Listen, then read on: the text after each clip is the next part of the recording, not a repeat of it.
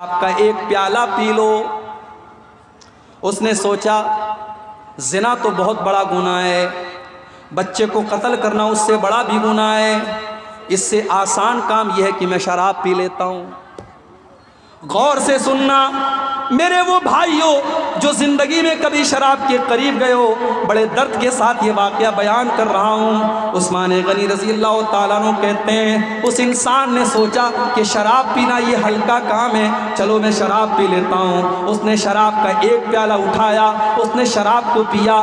شراب پینے کے بعد اس کو اور طلب محسوس ہوئی، اس نے کہا ایک اور پیالہ پلاؤ۔ اس نے ایک اور پیالہ پیا، یہاں تک کہ شراب کو ختم کر دیا۔ اور جب نشے میں ہو گیا اس نے اس عورت کے ساتھ زنا بھی کیا اور اس بچے کو قتل بھی کر دیا۔ عثمان غنی کہتے ہیں لوگوں، شراب کی لت اور ایمان ایک دل میں اکٹھا نہیں رہ سکتے۔ اگر شراب کی لت لگ جائے تو ایمان نکل جاتا ہے، اور ایمان ہے تو شراب کی لت نکل جاتی ہے۔ یہاں اس مجلس میں اگر کوئی ہمارا بھائی بیٹھا ہو جس کو اللہ نے اس بری عادت میں وہ مبتلا ہو گیا ہو، تو میں اللہ سے دل کے ساتھ، اور تہجد کا یہ ٹائم ہے، رات کا ٹائم ہے، میں دعا کرتا ہوں اللہ اس کو اس گندی عادت سے بچا لے۔ میرے بھائیوں، یہ وہ عادت ہے جس کو اللہ کے پیارے نبی نے فرمایا ام الخبائث، تمام برائیوں کی جڑ ہے، تمام گندگیوں کی ماں ہے۔ اور آپ نے اگر جوانی کے دور میں شراب پی ہے تو آپ کو اس جوانی کا حساب دینا ہے کل قیامت کے دن۔ اللہ کے پیارے نبی کہتے ہیں قیامت کے دن دوسرا سوال کیا جائے گا، وَعَن شَبَابِهِ فِيمَا أَبْلَىٰ، تو نے اپنی جوانی کو کہاں گزارا؟ تیسرا سوال، وَعَن مَالِهِ مِنْ أَيْنَ اكْتَسَبَهُ، تو نے مال کہاں سے کمایا؟ تو بیاج کا کام کرتا تھا، تو جوا کھیلتا تھا، تو لاٹری کھیلتا تھا، تو حرام طریقے سے پیسہ کماتا تھا، یا بزنس کر کے حلال طریقے سے پیسہ کماتا تھا؟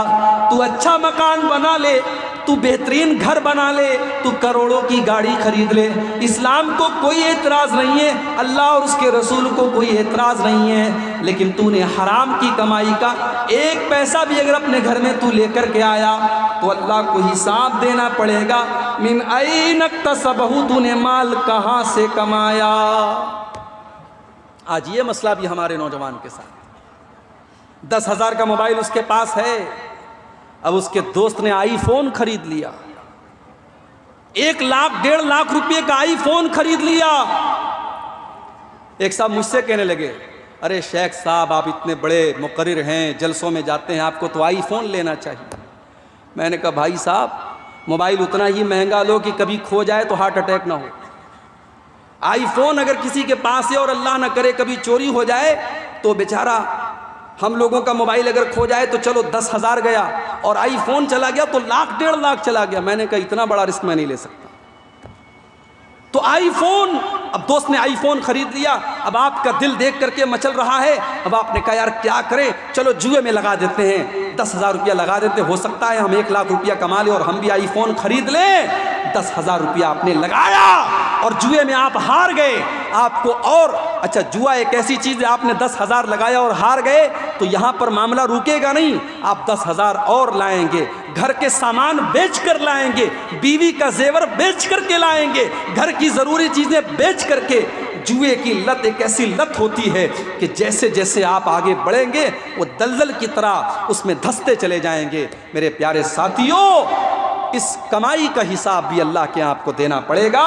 وَعَن مَالِهِ مِنْ أَيْنَ اكْتَسَبَهُ، مال آپ نے کہاں سے کمایا؟ اور چوتھا سوال، وَفِيمَ أَنفَقَهُ، مال آپ نے کہاں خرچ کیا؟ اور پانچواں سوال ہوگا، وَمَاذَا عَمِلَ فِيمَا عَلِمَ، میرے بندے تو نے جو معلومات حاصل کی، تو نے جو علم حاصل کیا، جلسہ چل رہا تھا، بڑے بڑے علماء تقریر کرنے آئے تھے، رات کو 3 بجے تک تو نے تقریریں سنی تھیں، تو نے اس تقریر کے اوپر کتنا عمل کیا تھا؟ تو نے جو علم حاصل کیا اس علم کے اوپر تو نے عمل کتنا کیا؟ اس کا بھی تجھ کو حساب اللہ کیا دینا پڑے گا۔ اسی لیے ہمارے بہت سارے بھائی کہتے ہیں صاحب ہم جلسے میں نہیں جائیں گے، ہم دین کا علم سیکھیں گے ہی نہیں، جتنا سیکھیں گے اتنا حساب دینا پڑے گا۔ میرے بھائیوں، یہ دوسری گمراہی ہے۔ علم دین سیکھنا فرض ہے آپ کے اوپر، اللہ کے یہاں آپ یہ کہہ کر کے نہیں بچ سکتے کہ ہم تو سیمانچل میں پیدا ہوئے تھے، کٹیہار میں پیدا ہوئے تھے، ہمارے علاقے میں بڑے چھوٹے چھوٹے مدرسے تھے، بہت بڑا ادارہ نہیں تھا، ہم زیادہ تعلیم حاصل نہیں کر پائے۔ دین کا جو بیسک علم ہے، دین کا جو ضروری علم ہے، وہ کٹیہار اور سیمانچل کے مسلمان سے بھی پوچھا جائے گا، اور یو پی کے مسلمان سے بھی پوچھا جائے گا، اور دنیا کے ہر مسلمان سے اور ہر مومن کو قبر کے اندر سوال کا جواب دینا پڑے گا، تیرا رب کون ہے، تیرا دین کیا ہے، اور تیرے نبی کون ہیں۔ ان 3 سوالوں کا جواب ہم سب کو دینا ہے میرے پیارے سے۔ اب آ جائیے سورہ عصر کی طرف۔ والعصر ان الانسان لفی خسر، قسم ہے زمانے کی بے شک سارے کے سارے انسان گھاٹے میں، الا الذین آمنوا وعملوا الصالحات وتواصوا بالحق وتواصوا بالصبر۔ 4 چیزیں اپنے اندر پیدا کر لو، تم گھاٹے میں نہیں رہو گے، تم لاس میں نہیں رہو گے، تم پروفٹ میں رہو گے، تم فائدے میں رہو گے۔ 4 چیزیں بس اپنے اندر پیدا کر لو۔ الا الذین آمنوا، تم ایمان والے بن جاؤ۔ ایمان والا کس کو کہتے ہیں؟ ایمان والا اس کو کہتے ہیں جو مرتے مر جائے مگر شرک نہ کرے، جو اپنے ماتے کو غیر اللہ کے در پر نہ جھکائے، جو رب کہے تو اللہ کو کہے، جو مشکل کشا کہے تو اللہ کو کہے، جو دستگیر کہے تو اللہ کو کہے، جو غریب نواز کہے تو اللہ کو کہے، جو غوث اعظم کہے تو اللہ کو کہے، جو قربانی کرے تو اللہ کے نام کی کرے، جو قسم کھائے تو اللہ کے نام کی کھائے، جو بھروسہ کرے تو اللہ کی ذات پر کرے، جو ڈرے تو اللہ کی ذات سے ڈرے۔ ایمان اس کو کہتے ہیں۔ آج کل کا ایمان تو دیوالی کی مٹھائی میں بک جاتا ہے۔ دیوالی کا تہوار ہے، مسلمان کی دکان مارکیٹ میں ہے، بڑا سا بینر لگا لیا، تمام بھائیوں کو دیپاولی مبارک ہو، ماں لکشمی آپ کی کے اوپر اپنی کرپا کرے۔ ارے تیری ماں لکشمی کب سے ہو گئی رے؟ مسلمان اس قدر گر گیا، بھائی چارہ اور سدبھاؤ کے نام پر تو نے اپنے دین اور اپنے ایمان کو سے کمپرومائز کر لیا۔ اب یہ مسئلہ ایک الگ ہے کہ دیوالی کی مٹھائی کوئی غیر مسلم بھائی آپ کو دیتا ہے تو کھا سکتے ہیں کہ نہیں کھا سکتے؟ کچھ علماء کا کہنا ہے کہ کھا سکتے ہیں، کچھ علماء کا کہنا ہے کہ اگر اس دیوالی کی مٹھائی پر پوجا پاٹ نہیں ہوئی ہے آپ کھا سکتے ہیں، کیونکہ ایسی روایتیں ملتی ہیں کہ صحابہ نے مجوسیوں کے تہوار پر جو میٹھا آتا تھا اس کو کھایا ہے۔ لیکن علماء کی دوسری جماعت اور زیادہ تر علماء کا یہی کہنا ہے کہ وہ روایتیں ضعیف ہیں، اور دوسری بات یہ کہ دیپاولی تہوار کیوں منایا جاتا ہے بھائی؟ ہمارے ہندو بھائیوں کے یہاں یہ عقیدہ ہے کہ اسی دن شری رام چندر جی اپنا ونواس پورا کر کے ایودھیا آئے تھے، اور اس کی خوشی میں پورے ایودھیا کو سجایا گیا تھا، اور اس موقع پر پوجا ہوئی تھی، اسی پوجا کی یادگار میں دیپاولی منائی جاتی ہے۔ تو گویا کہ اللہ کے ساتھ شرک ہوا، اور شرک کی خوشی وہ منا رہے ہیں، اور ہم جب یہ کہہ رہے ہیں کہ صاحب آپ کو یہ تہوار مبارک ہو، تو گویا ہم دوسرے الفاظ میں یہ کہہ رہے ہیں کہ آپ اللہ کے ساتھ شرک کر رہے ہیں، یہ شرک آپ کو مبارک ہو۔ ہمارے باپ کو کوئی برا بھلا کہے اور آ کر کے ہم کو شادی میں انوائٹ کرے تو ہم کہیں گے تو میرے باپ کو برا بھلا کہتا اور ہم تیری شادی میں جائیں گے؟ نہیں جائیں گے ہم تیری شادی میں۔ اور کوئی ہمارے رب کے ساتھ شرک کرے، ارے ہمیں تو ہمدردی ہونی چاہیے اس کے ساتھ، اس کو سمجھانے کی کوشش کرنی چاہیے۔ ہم بیٹھ کر کے اس کے ساتھ مٹھائی کھائیں گے تو اس کو کیسے اس سے روکیں گے میرے بھائی؟ اس لیے علماء کی اکثریت کہتی ہے کہ دیوالی کے موقع پر آپ مٹھائی کھانے سے پرہیز کریں، اور یہ مبارکباد دینا اور اس طریقے کے بورڈ لکھنا کہ ماں لکشمی آپ کے اوپر کرپا کرے، میرے بھائیوں یہ تو انسان کو شرک اور کفر تک لے کے جانے والی چیز ہے۔ اور قرآن کی وہ صورت آپ یاد کیجیے، اللہ کے نبی کے پاس مکہ کے کچھ مشرکین آئے، اے محمد چلو ہم ایک سودا کر لیتے ہیں، ایک کمپرومائز کر لیتے ہیں، تم ایک دن ہمارے 360 بتوں کی عبادت کر لو، ہم ایک دن تمہارے اللہ کی عبادت کر لیتے ہیں، تم ایک دن ہمارے معبودوں کی عبادت کرو، ایک دن ہم تمہارے اللہ کو مان لیتے ہیں۔ اللہ کے نبی نے کیا جواب دیا؟ آپ نے جواب دیا قل یا ایھا الکافرون لا اعبد ما تعبدون ولا انتم عابدون ما اعبد ولا انا عابد ما عبدتم ولا انتم عابدون ما اعبد لکم دینکم ولی دین۔ اے نبی آپ کہہ دیجئے، اے کافرو، اے اللہ کو نہ ماننے والو، جس کی تم عبادت کرتے ہو اس کی میں نہیں کر سکتا، اور جس کی میں کرتا ہوں اس کی تم نہیں کر سکتے، نہ تو تم جس کی تم پوجا کرتے ہو نہ تو میں اس کی عبادت کر سکتا ہوں، اور نہ جس کی میں عبادت کرتا ہوں نہ تم اس کی عبادت کر سکتے ہو۔ لکم دینکم ولی دین، تم اپنے دین پر چلو، ہم اپنے دین پر چلیں گے، ہمارے تمہارے بیچ میں اس پر کوئی سمجھوتا نہیں ہو سکتا۔ ایمان اس کو کہتے ہیں میرے بھائی، ایمان سے کوئی کمپرومائز نہیں کرنا ہے۔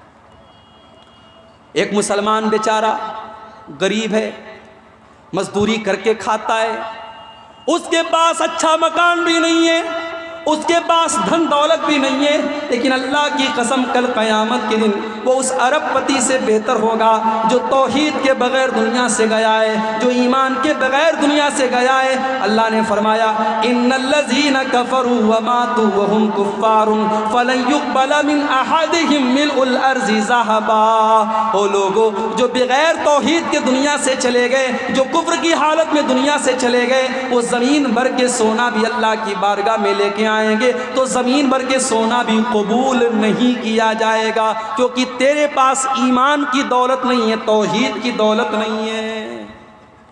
الا الذین آمنوا،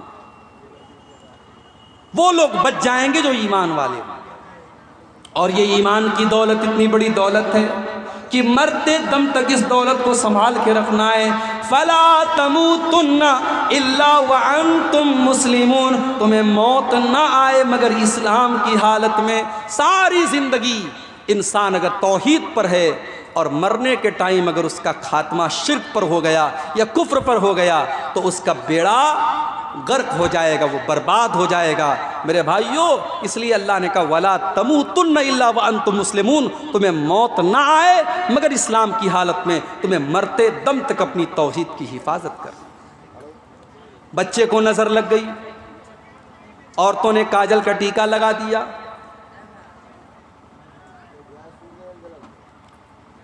اب یہ بیچ میں ایک سوال آ گیا ہے عقیقہ کتنے دنوں سے کتنے دنوں تک میں دے سکتے ہیں؟ پہلی بات تو یہ کہ عقیقہ دیا نہیں جاتا، عقیقہ کیا جاتا ہے۔ ہمارے ہاں اردو میں بولتے ہیں عقیقہ کرنا، اور آپ کے ہاں عقیقہ دینا بولتے ہیں، تو دینا نہیں ہوتا، عقیقہ کیا جاتا ہے۔ اور عقیقہ کا جو اصل ٹائم ہے وہ 7واں دن ہے، جو سنت ہے، اللہ کے رسول کی حدیث ہے کہ بچہ اپنے عقیقہ کی وجہ سے گروی رہتا ہے۔ اگر ماں باپ کو طاقت ہے اور عقیقہ نہیں کر رہے ہیں گنہگار ہوں، طاقت نہیں ہے الگ بات ہے، طاقت ہے، پیسہ ہے، لیکن پھر بھی عقیقہ نہیں کر رہے گنہگار ہوں۔ اگر کوئی مجبوری نہ ہو تو 7ویں دن کر لینا چاہیے۔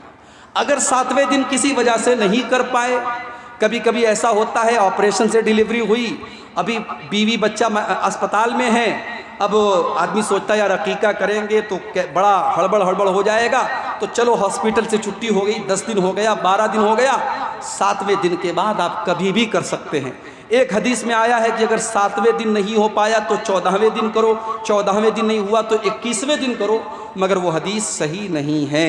اگر 7ویں دن آپ نہیں کر پائے تو اس کے بعد کبھی بھی کر سکتے ہیں، کوئی مسئلے کی بات نہیں ہے، لیکن سب سے افضل یہ ہے، سب سے بہتر یہ ہے کہ 7ویں دن کیا جائے۔ اور جب آپ عقیقہ کریں گے تو اسی دن بچے کا بال بھی منڈن کروا دیجئے، بچے کا بال مڈوا دیجئے، اور بچے کے بال کے وزن کے برابر، ظاہر ہے بچے کا بال کتنا ہوگا، 1.5 کلو ہوگا زیادہ ہے کہ نہیں، تو اس بچے کے بال کے برابر چاندی آپ کو صدقہ کرنا ہے، جو بھی ہے اس کا 10 گرام 20 گرام 50 گرام جو بھی وزن ہو، اس بال کے وزن کے برابر آپ کو چاندی اللہ کی راہ میں صدقہ کرنا ہے۔ یہ بھی سنت ہے اللہ کے رسول کی۔